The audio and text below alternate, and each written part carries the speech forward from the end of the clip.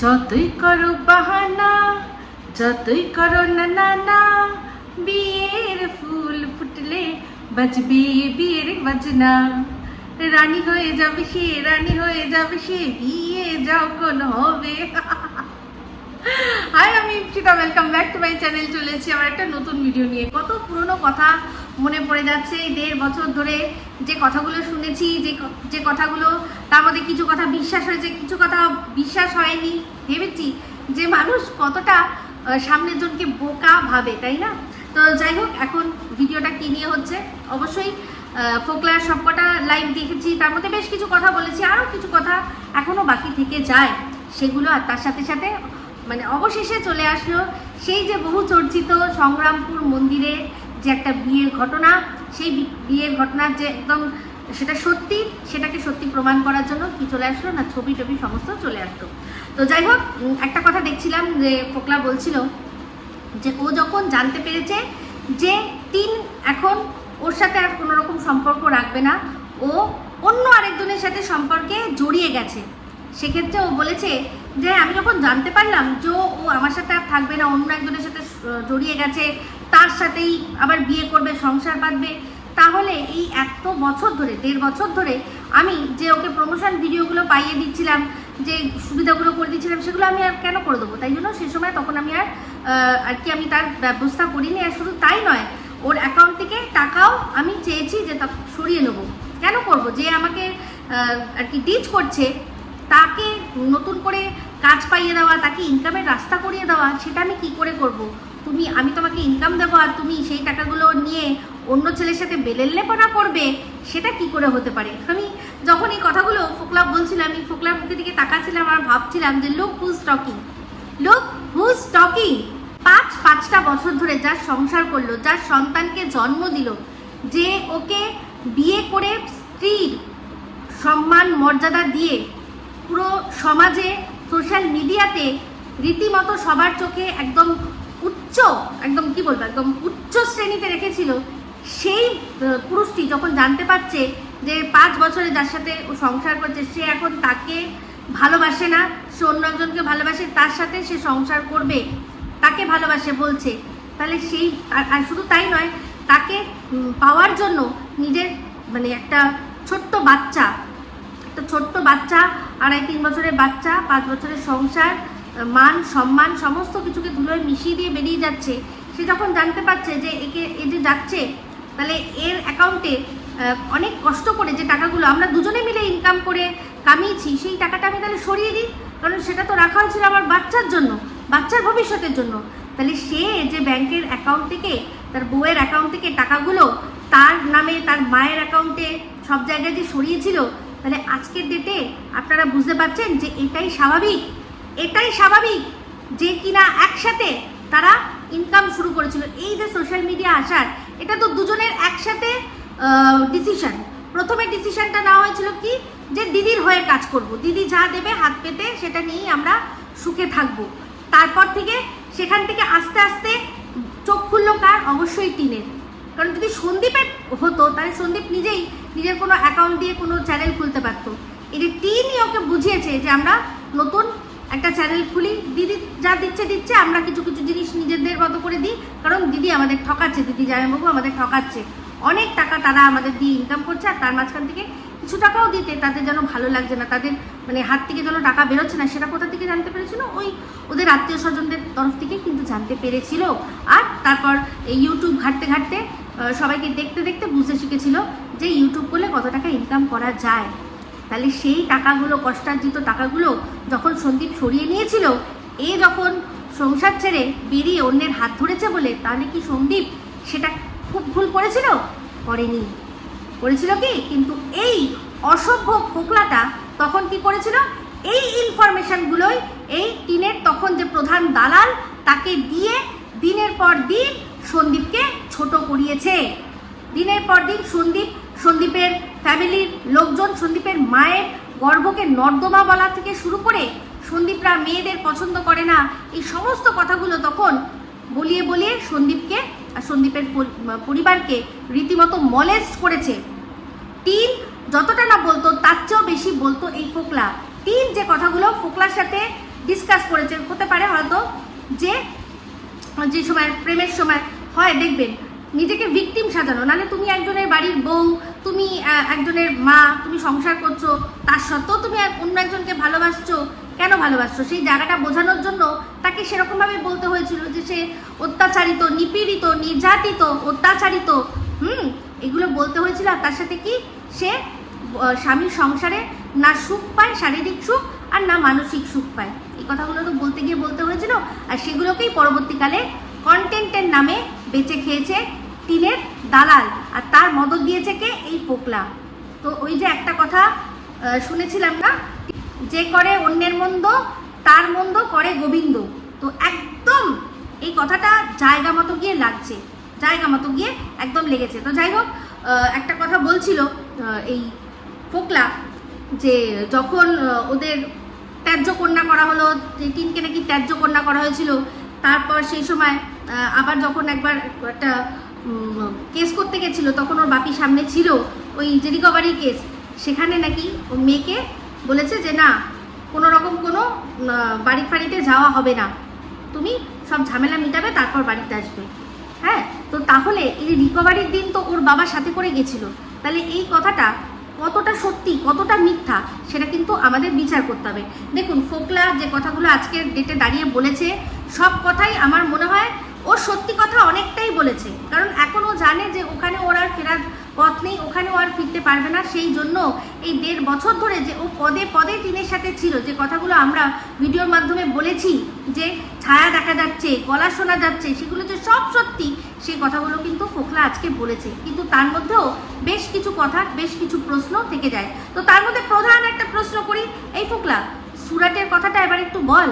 আমতা আমতা করে যে মিথ্যে কথাগুলো বলেছিলি, যে না ওই বলগার কোথায় গেছে, কি কি গুজরাট, কি সুরাট, এই যে করে নাটকটা করেছিলি, এই নাটকের ভান্ডারটা এবার তুই প্লিজ একটুখানি সুন্দর করে সবাইকে ডিটেলে বলিয়ে দে। দেখ, তোকে কন্টেন্ট দিয়ে দিলাম, তুই তো এসছিস এখন কন্টেন্ট করতে, ইনকাম করতে, কারণ তোর ওপর এখন অনেকগুলো টাকার আর কি খাড়া ঝুলছে, যেই টাকাগুলো তুই কার কাছ থেকে নিয়েছিস, না টিনের কাছ থেকে নিয়েছিস। তো যাই হোক, এই যে টিনের সাথে তোর সম্পর্ক, তুই যে বলছিস যে তোকে জোর করে বিয়ে করানো হয়েছে, তো যখন ও ছেড়ে চলে এসেছিলো বাপের বাড়ি, শ্বশুর বাড়ি ছেড়ে যখন বাপের বাড়িতে এসেছিলো, তুই এসেছিলি ওর সাথে দেখা করতে। তখন যখন আর কি তুই বললি যে 16 দিন আমার পেরিয়ে গেল, আমি ওখানে জয়েন করতে পারলাম না, কেন করতে পারলি না? তোর তো তখনই বলা উচিত ছিল যে তোমার সাথে আমার দেখা হয়ে গেছে, এবার তুমি এদিকে ডিভোর্সটা নাও, আমি ওদিকে আমার কাজে ফিরে যাই, আমি কাজে গিয়ে সেখানে দেখি যে আমার ইনকামগুলো আরও যাতে বাড়ানো যায়। ও বলছে ও নাকি মাসে 70-75 হাজার টাকা ইনকাম করতো, মার্চেন্ট নেভি। হ্যাঁ, জাহাজটা মার্চেন্ট নেভিদেরই, সেটা তো আমরা ভালো করেই জানি, কারণ ওটা পণ্যবাহী জাহাজ। তো সেটা পণ্যবাহী জাহাজ মানে সেটা মার্চেন্ট নেভিদের আন্ডারেই পড়ে। তো সেখানে সেই জাহাজেও কাজ করতো অ্যাজ আ কুক। তো শুনেছিলাম এদিক ওদিক করে বাজার খরচা, তেলের খরচা, হেনাতেনা করে ও নাকি বেশ কিছু টাকা সরাতো, ওর যা মাইনে তার থেকেও ও আলাদা অনেক টাকা ইনকাম করতো। তাহলে সেটা 70-75 হাজার টাকা, চলো তাও আমি মেনে নিচ্ছি। তো 70-75 হাজার টাকা মুম্বাইয়ের মতো শহরে কিচ্ছু না। ওখানে একটা এক কামরা ঘর ভাড়া নিতে গেলেও খুব কম হলেও 15 হাজার টাকা এমনিই বেরিয়ে যায়। তো যাই হোক, তাহলে তখন তার কী করা উচিত ছিল, যে তার যা সত্যি ও মনে করেছে তার হাত ধরবে, তাকে এটাই বলা উচিত ছিল যে তুই এদিকে ডিভোর্সটা নে, কোনো ঝামেলায় যাস না, বরের সাথে কোনো ঝামেলায় যাস না, বর যা যা বলছে সমস্ত কিছু মেনে নিয়ে তুই ডিভোর্সটা দিয়ে দে, ডিভোর্সটা ওকে দিয়ে নে, ওর সাথে করে নে। তখন কিন্তু সেই সময় প্রথম দিকে তেমন কোনো কিছুই ঝামেলা হচ্ছিল না, নিয়ে নিতে পারতো। তখন কি করতো না, যদি ডিভোর্সটা হয়ে যেত তখন এখান থেকে ওকে বিয়ে করে সসম্মানে একটা ঘর ভাড়া করে সেখানে গিয়ে রাখতো।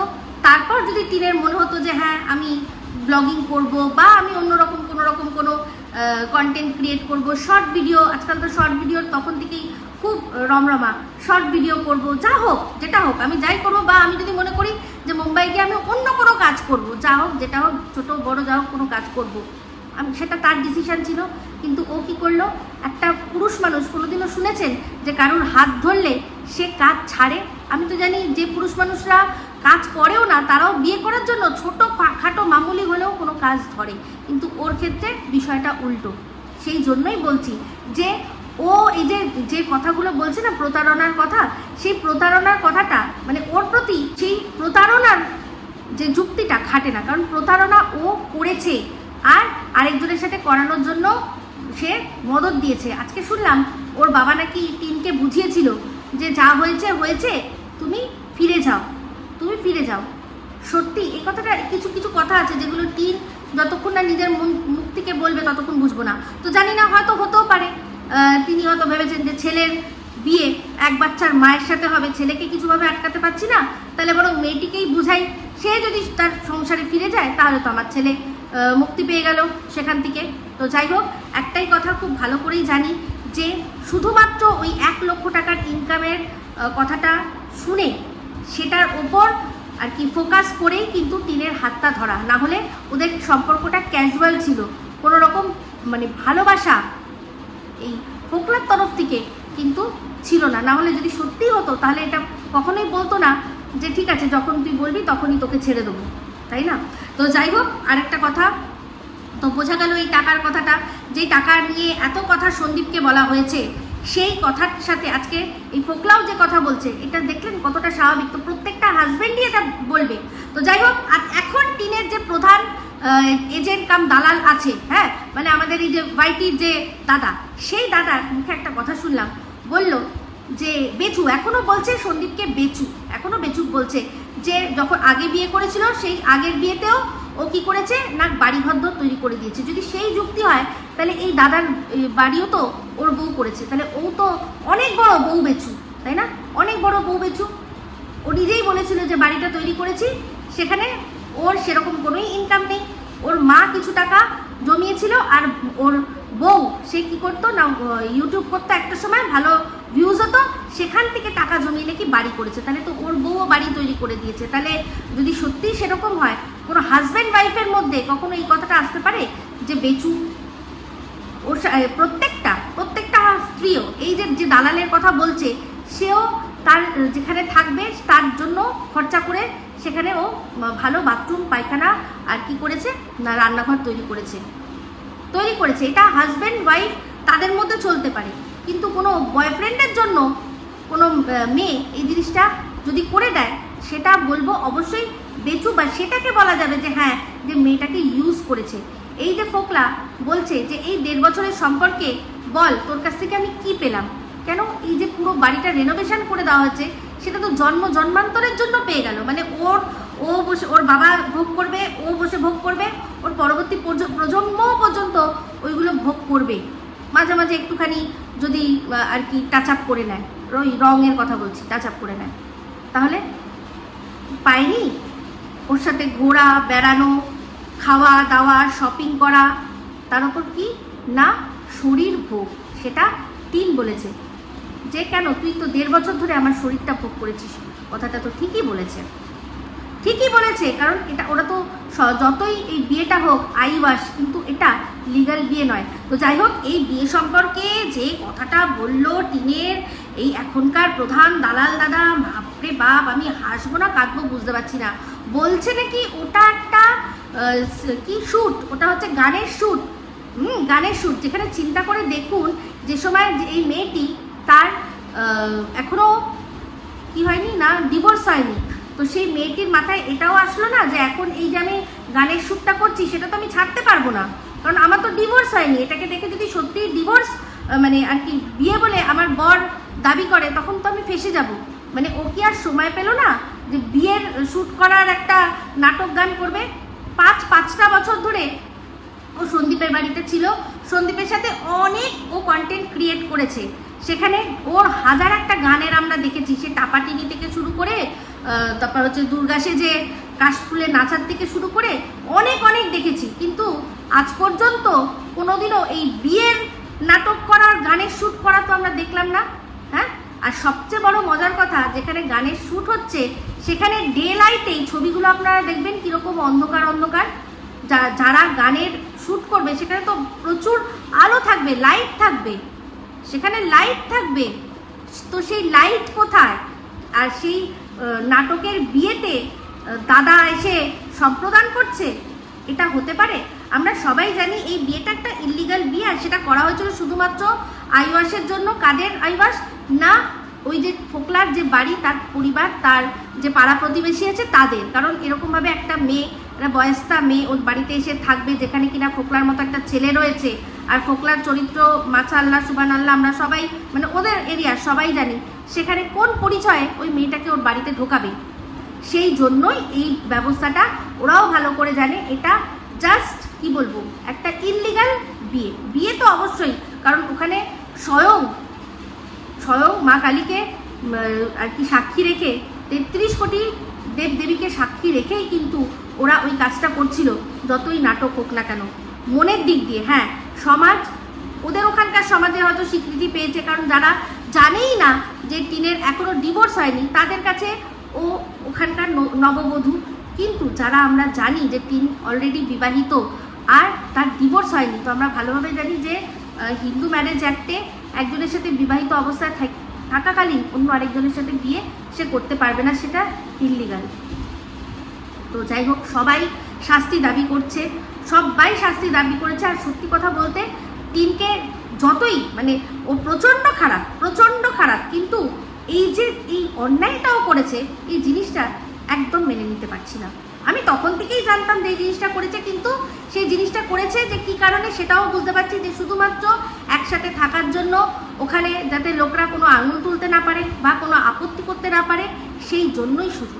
তো যাই হোক, এই ফোকলা বলছিল যে ওর বাবা দাদার কথা যখন বলছিল, একটা কথা বলি, ফোকলা দিনের পর দিন যখন টিনের বাড়িতে ছিল, আমরা তো অনেকবার গলা পেয়েছি, সেখানে কিন্তু এই টিনের বাপি বলেছে জামাই খাবে না, তো টিনের বাপি তো জামাই হিসাবে মেনে নিয়েছিল।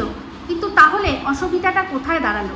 কি করে মানবে একজনকে যে কিনা তার মানে স্ত্রীর জন্য ইনকামই করতে পারে না, যেখানে রীতিমতো বসে বসে টিন ইনকাম করছে, আর সেই পয়সাগুলো কি করছে, ও সব গুছিয়ে কোথায় কত টাকা সব শুধু হিসাব রাখছে, আর সেটা রাখছে।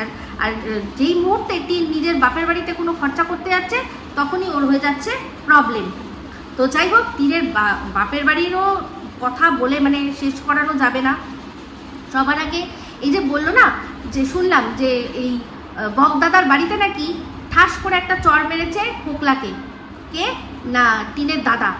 এই ঠাস করে চড়টা অনেক আগেই মারা উচিত ছিল টিনকে, ওই একটা চড় মারা উচিত ছিল, ধরে আচ্ছা করে না, একটা চড় মারা উচিত ছিল, আর দিয়ে ঘরে আটকে রাখা উচিত ছিল, যে আগে ডিভোর্স হবে তারপর গিয়ে তুই যা করার করবি, না হলে তোর বরকে ডাকছি, তোর বরের হাতে তুলে দিলাম, তারপর তুই বরের ওখান থেকে যেখানে খুশি যা, আমরা তোকে ওখান থেকে বাড়ি বয়ে নিয়ে এসছি, আমাদের বাড়িতে থেকে তুই এই জিনিসগুলো করতে পারবি না, তোর যদি কিছু হয় তাহলে তার দায়ী আমরা হব। তো সেই জন্য ওই ত্যায্য কন্যার নাটক করা হয়েছিল। তো যাই হোক, ওটার কি সত্যি কথা বলতে কোনো মূল্য রয়েছে?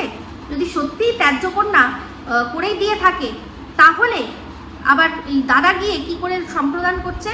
আচ্ছা, মজার কথা এটা যে টিনের আগে যখন বিয়ে হয়েছিল সন্দীপের সাথে, তখনও কিন্তু শুনেছিলাম বা দেখেছি আমরা যে এই টিনের দাদাই সম্প্রদান করেছিল।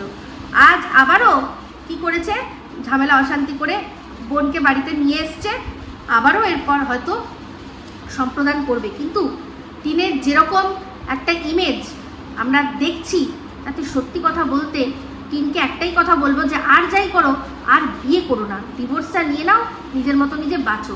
তো যাই হোক, কিছুদিন আগে কিছু মানুষ যেভাবে সন্দীপের পিছনে পড়েছিল মনে আছে? একদিকে একা আমি দাঁড়িয়েছিলাম, আর প্রচুর মানুষ যারা কিনা সন্দীপকে টেনে নামানোর জন্য যেভাবে চক্রান্ত করেছিল, সে সময়ও বলেছিলাম যে একটু অপেক্ষা করুন, সব সামনে আসবে, সমস্তটা সামনে আসবে। দিনের পর দিন বিভিন্ন মেয়ের সাথে সন্দীপের নাম জড়িয়ে তাকে ছোট করার চেষ্টা হয়েছে। এই কিছুদিন আগেই যখন সন্দীপের নামে হই হই রই রই করে সারা ওয়াইটি একদিকে দাঁড়িয়ে সন্দীপকে ছোট করছিল, সে সময়ও কিন্তু টিন মনে করে দেখো খুব হেসে হেসে ভিডিওতে বলেছিলে, উফ যা চারপাশে শুনছি। সেই সময় টিনের প্রধান যে দালাল, এখনকার যে প্রধান দালাল দাদা, সে কিন্তু বলেছিল যে মেয়েটি কাঁদছিল কেন জানো? কারণ এই যে সেই পুরুষটি মানে যার জীবনে ও ছিল, মানে ওর লিগাল হাজবেন্ড, সেই লিগাল হাজবেন্ড এখন অন্যের সাথে জড়িয়েছে, এইসব করেছে, যেগুলোর কোনো প্রুফ নেই। এই যে দিনের পর দিন আরামবাগ রিসর্টের কথা বলা হয়, সেই আরামবাগ রিসর্টটায় যে দিন সন্দীপ গেছিল সেই দিনই যে ওই ঝিউ সাহা বা ঝিমি সাহা গেছিল এর কোনো প্রমাণ নেই। হতেই পারে ও অন্য কোনো একদিন অন্য আগে কোনো সময় গেছিল, সেই ছবিটাই সে যেহেতু সন্দীপকে দেখেছে বা বুঝেছে যে ও ওইখানে গেছে আরামবাগে, যেভাবে সবাই আমরা বুঝতে পারছি কোন জায়গায় যাচ্ছে না যাচ্ছে, ওর ভিডিওতে ওর একটা ছোট ছোট অংশ দেখা গেছে, সেই সুবাদে সেও দিয়ে দিয়েছে যে নাও চলো এইটা নিয়ে একটুখানি কি বলে কন্ট্রোভার্সি হোক, তাতে পয়সা আসুক, তাতে ভিউজ আসুক, সেটা নিয়ে লোকে কন্টেন্ট করুক, তাতে কি হবে না ফেস ভ্যালু বাড়বে। কারণ এই যে ছাওয়া সিনেমা দেখতে যাওয়ার কথাটা, যে ও সন্দীপ বলেছে ছাওয়া আর ও ছাওয়া দেখতে গেছে, তার মানে একসাথেই গেছে, সেটা পরবর্তীকালে সবাই বুঝতে পেরেছে যে রাত কটা প্রায় পৌনে দশটার সময় যে শো, সেই শো দেখতে গেছে কে না এই ঝিমি সাহা, যেটা সন্দীপের পক্ষে কখনোই সম্ভব নয় সেই সময় অবনী মল পৌঁছানোর।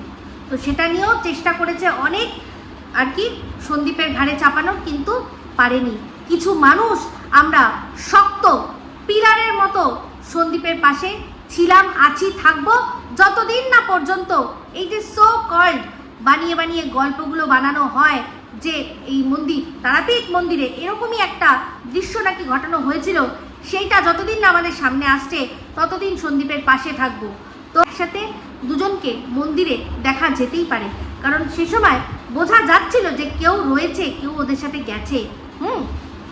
সে ক্যামেরা ধরে দিচ্ছে, সন্দীপের মা তারা যাচ্ছে, কেউ একজন ক্যামেরা ধরে দিচ্ছে। তো তার সাথে সন্দীপের সাথে মন্দিরে যাওয়া আর এই যে জিনিসগুলো ঘটছে সেটা কিন্তু এক নয়। তো যাই হোক, এই বিষয়টা নিয়ে এখন তো পরিষ্কার হয়ে যাচ্ছে যে দেখছেন জিমি নিজের লাইফে ফিরে গেছে। ওর এই যে ভিডিও করার কিন্তু অনেকটাই সে যা বলুন ধৈর্য বলুন যেটা হোক সেটাও হারিয়েছে। কারণ ওর যেটা শুনেছিলাম যে ওর একটা আলাদাই প্রফেশনাল লাইফ আছে। কিছুদিন আগে এই ঝিমির যখন আগমন হয়েছিল, শুধুমাত্র তাকে জড়িয়ে সন্দীপকে নামাতে হবে এরকম একটা টাস্ক পেয়েছিল কিছু মানুষ, সেই জন্য ঝিমি ছিল পৃথিবীর সবচেয়ে নোংরা মেয়ে। আমি তখনও কিন্তু বলেছিলাম যে ঝিমি হয়তো অনেক খারাপ হতেও পারে, কিন্তু ওকে আমি সেই রকমভাবে খারাপ বলতে পারছি না। তার কারণটা হচ্ছে গিয়ে ও বিয়ে করেছিল, ওর বাচ্চা হয়েছিল, ওর সেখানে পোষায়নি, ও ডিভোর্স দিয়ে চলে এসছে। বাচ্চার ভালো বুঝেছে যে বাবার কাছে থাকলেই বাচ্চা ভালো থাকবে, বাবার নিজস্ব হয়তো বাড়ি রয়েছে, একটা সঠিক মতো জায়গা রয়েছে, সে সঠিকভাবে বাচ্চাকে মানুষ করতে পারবে। হয়তো তারও পরিবারে তার ঠাকুমা দাদু কেউ না কেউ হয়তো আছে, সেই জন্য সেটা বুঝেছিল যে এখানে থাকলে আমার মেয়ে ভালো থাকবে, সেখানে রেখে গিয়ে ও চলে এসেছিল। পরবর্তীকালে কী হয়েছিল এটাও শুনেছিলাম যে ওর মেয়ে কিন্তু মায়ের সাথে যোগাযোগ রাখে, মায়ের বাড়িতে বেড়াতে যায়। আর এই যে এই ঝিমি সাহার বিরুদ্ধে যে নোংরা কথাগুলো যে বলেছিল, এই হনু সোনাকে তখন প্রশ্ন করেছিলাম যে যদি সত্যিই ও এত খারাপ হবে তাহলে তুই আবার ওকে বিয়ে করবার জন্য এত লাফাচ্ছিস কেন? কেন বলছিস যে হ্যাঁ ওকে এক্ষুনি নিয়ে আসো, আমি এক্ষুনি বিয়ে করে ওকে ঘরে তুলবো, তাই না? তো এর থেকেই কিন্তু বোঝা যায় যে মানুষ রাগে বা আর কি হিংসার বশে অনেক সময় মানুষকে ছোট করে বা তার ক্যারেক্টার নিয়ে কাটাছেঁড়া করে। কিন্তু আজ এই ফোকলার বিষয়টা সম্পূর্ণ আলাদা। ফোকলা এখন টিনের আসল সত্যি যে রূপটা, টিনের সম্পর্কে যে জিনিসগুলো, সেগুলো আজকে এখন কেন বলছে? কারণ ও জানে যে টিন ওর লাইফ থেকে চলে গেছে, আর সেটাই ও মেনে নিতে পারছে না। যখন ওই বগদাদার বাড়িতে জিজ্ঞাসা করা হলো, এই শুনলাম যে টিনকে জিজ্ঞাসা করেছে যে তুই কি করবি, তুই এই ফোকলার সাথে থাকবি না আমাদের সাথে থাকবি? তার বাবা মা তার দাদা জিজ্ঞাসা করেছে, সেখানে তো পরিষ্কার টিন বলল যে না আমি ওর সাথে থাকবো না। ব্যাস, এখানেই তো গল্প শেষ। একটা মানে যে সত্যিকারের পুরুষ মানুষ তার তো সেটাই করা উচিত না? এটাই তো দাবি করেছিল এই ফোকলা, তো সেটাই দাবি করেছিল যে সংসার তো করবে না, আমার জন্য তো ভাঙেনি। আজকে তাহলে কি করে এই অর্ককুণ্ডুর যে সংসার সেটা ভাঙার জন্য ও কি করে টিনকে দায়ী করতে পারে? কি করে ও টিনকে দায়ী করছে? তাই না? ওর তো সংসার আগেই ভাঙা ছিল, তাহলে টিন নতুন করে তো ভাঙতে পারেনি। যদি না যেরকম আমরা বলেছিলাম যে এই ফোকলার জন্য ভেঙেছে সংসার টিনের, সেটাতে যখন ও বলছে, অপোজ করছে যে না আমার জন্য কেন, ওদের তো সম্পর্ক এমনি ভালো ছিল না, আমার জন্য বাচ্চার কিছু হয়নি, আমার জন্য ওদের সংসার কিছু হয়নি, তাহলে টিনের জন্যই বা কী করে এই অর্ককুণ্ডুর সংসার ভাঙছে, তাই না? টিনকে কোনো রকমভাবেই সাপোর্ট করছি না, আপনারা কেউ ভুল এটা ভাববেন না যে আমি টিনকে সাপোর্ট করছি। ও যেটা করেছে সেটা সাপোর্ট করার যোগ্য নয়। হ্যাঁ, আমি সাপোর্ট করতাম টিনকে, এখানে দাঁড়িয়ে বলছি সাপোর্ট করতাম। ও যদি ওর সংসারে অশান্তি থাকতো, সেখান থেকে ডিভোর্স দিয়ে ও চলে আসতো, দিয়ে ও যাকে মনে হতো, যাকে ভালোবাসে তার সাথে সংসার করতো, সাপোর্ট করতাম। কিন্তু এই পরকীয়াটাকে সাপোর্ট করি না। ফোকলার সংসারে থাকতে থাকতেও আরেকজনের সম্পর্ক তার সাথে, এটাও কিন্তু সাপোর্ট করি না।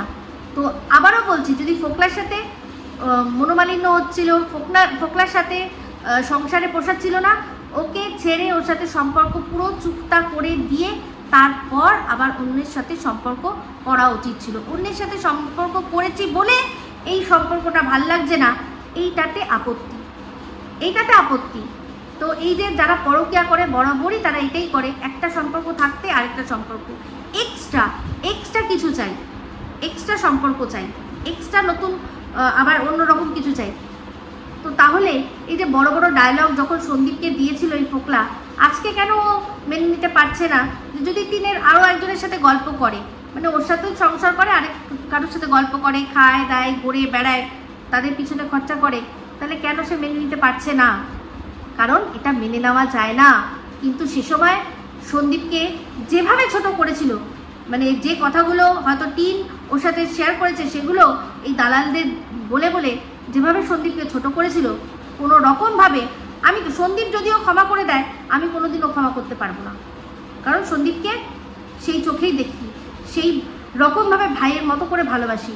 সেই জন্য যে কিনা মানে যে বা যারাই ভাইকে আর তার পরিবারকে এরকমভাবে নামাতে চেয়েছে, তাদের আমি তো কোনোদিনও ক্ষমা করব না, হয়তো সন্দীপ ক্ষমা করে দেবে।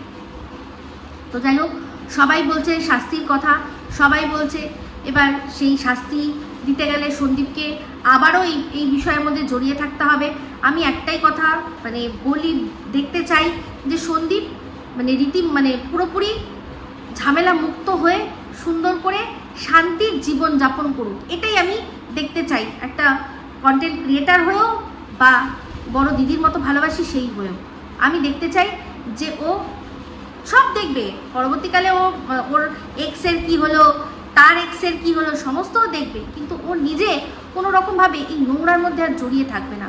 ও নিজের মতো নিজে নতুন ব্যবসা, তারপর হচ্ছে গিয়ে নতুন লাইফ, তার চেয়ে বড় কথা হচ্ছে ছেলে, বাবা মা ছেলে, এই তিনটে মানুষকে নিয়ে আঁকড়ে ওর জীবন, বাদবাকি যত নেগেটিভিটি আছে সব ছেড়ে দিন। তো দেখেছিলেন আপনারা, আমি এটা আলোচনা করছিলাম আমার লাইভে, যে আপনারা যতবার বাচ্চার জন্য চিন্তা করেছেন, আমি ততবার বলেছি যে ওই বাচ্চার জন্য চিন্তা করবেন না।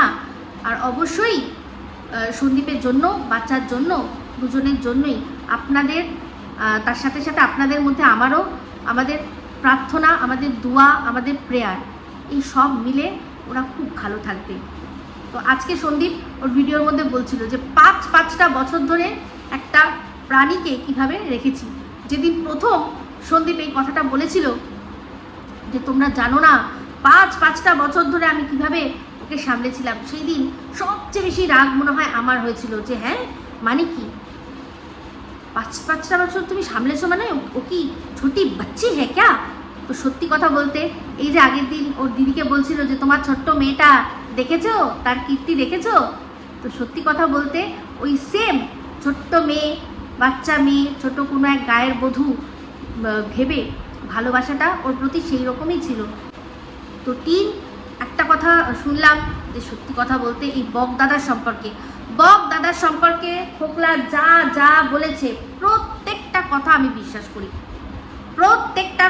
বিশ্বাস করি, কারণ সেই বক দাদার যে কল রেকর্ডিং শুনেছিলাম, সেখানে ও টিনের সম্পর্কে যেভাবে যে টোনে কথা বলছিল, তো সেই কথা শুনেই বুঝতে পারছি যে হ্যাঁ নিশ্চয়ই ও ফোকলাকে এই কথাটা বলেছে যে ওই মেয়ে সংসার করার মতো মেয়ে নয়। তো ফোকলা যে কথাটা বলল যে বগদাদা কিসের সাথে জড়িত, তো জানে যেই মেয়ে যার মানে কি বলবো, এই যে খাই শরীরের খিদে কথা বলছে না, তো সেই শরীরের খিদেটাকে ঠিক কোন জায়গায় কাজে লাগাতে হবে বগদাদা জানে, সেটারই ব্যবস্থা হয়তো করছে। সমাজ থেকে বিচ্ছিন্ন করে দিয়ে এই মেয়েটিকে একটা বিপথে চালিত করে সেই মেয়েটিকে যে কোন জায়গায় কোন ভাবে আর কি কোনখানে পৌঁছে দিতে চাইছে, সত্যি কথা বলতে বুঝতে পারছি না। তবে ফোকলাকে একটাই কথা বলবো যে ফোকলা, তুই সত্যিগুলো সমস্ত বলে তোর মনে মানে যেটুকু আর কি রয়েছে সেগুলো সব বার করে দে।